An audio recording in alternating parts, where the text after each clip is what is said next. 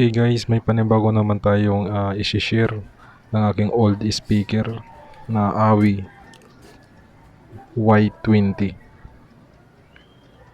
It has 9 watts power output and 2000 milliampere battery capacity niya.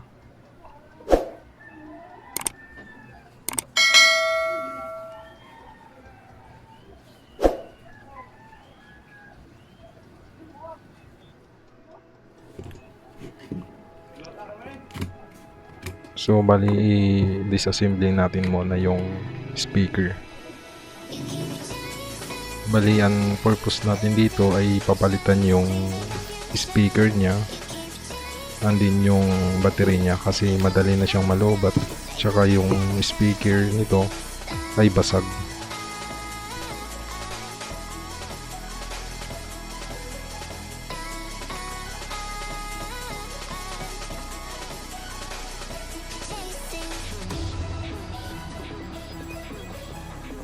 So ito yung old battery niya, bali ito yung papalitan natin ng bago.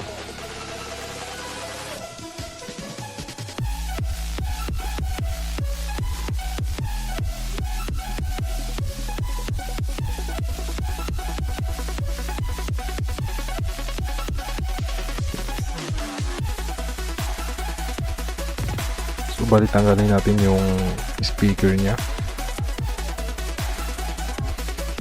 both right and left.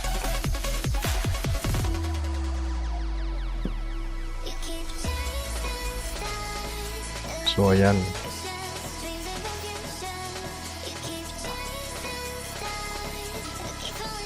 So ito yung dati niyang speaker. So titingnan natin yung ilang wattage yung output ng speaker na to.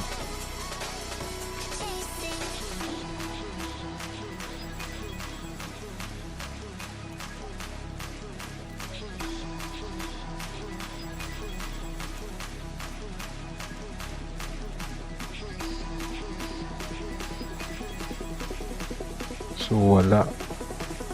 Try natin dito sa isa.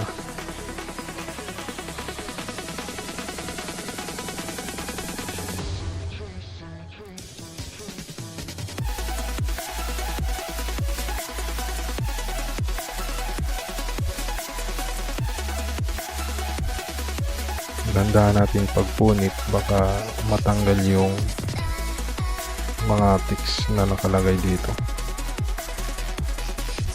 So ayan.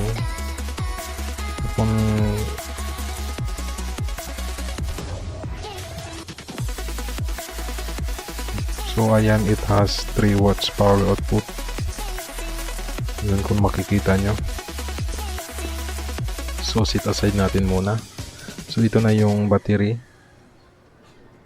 So bali tanggalin natin yung mga wire para magamit natin sa panibagong i-upgrade natin na battery.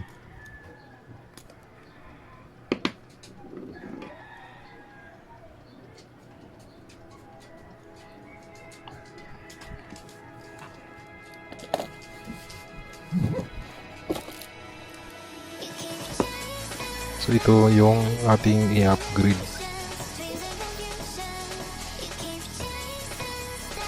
Ihinang lang natin muna. So ayan, nakahinang na siya.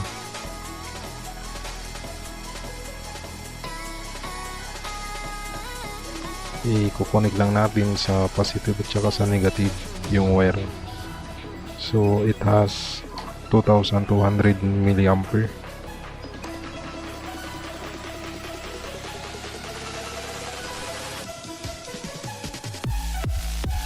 So ito naman yung i-upgrade natin na speaker, yung bago nating ipapalit. So hinangin natin muna. Bali yung brand name nito Ania po. Na-order ko lang siya sa Shopee sa halagang 300 plus, kasama na yung shipping fee. Bali pair na po siya. So it has 5 watts power output, subwoofer. So bali ano po siya, malakas po yung tunog niya. So tatry natin kung sulit ba siya dito sa ating ipapalit sa sa ating old speaker.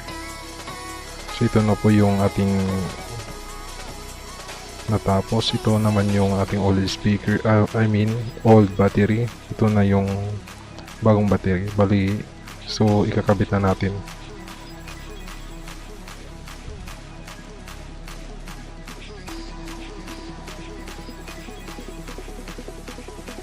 Try natin kung gumana siya o kung compatible ba. So far gagana naman siguro kasi it has 9 watts power output.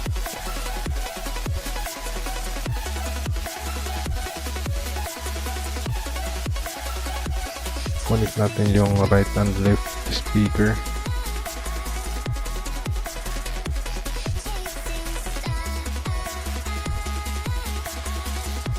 Make sure na naka-align yung mga yung mga wire na hindi maipit.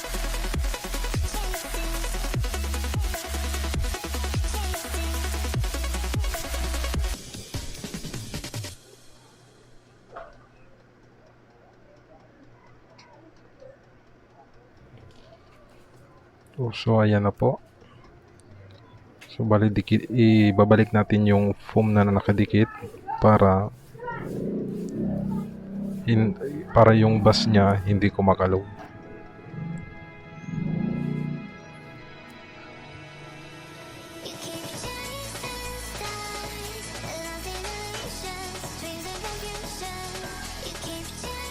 Ang purpose lang naman ito para fit siya sa sa ating speaker box. So make sure lagyan natin ng adhesive glue para yung hangin ng bus niya buo pumupunta sa radiator.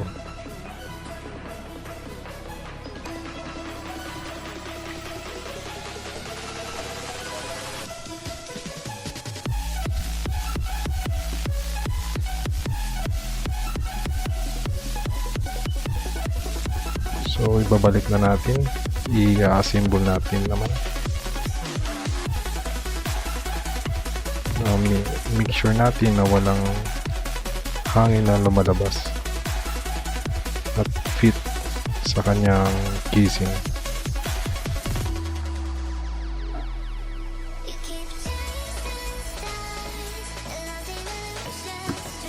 Ayan, tapos na po.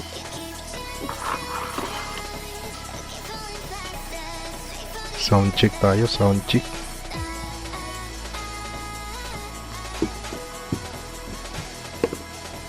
Ayan po yung mga ipinalit ko.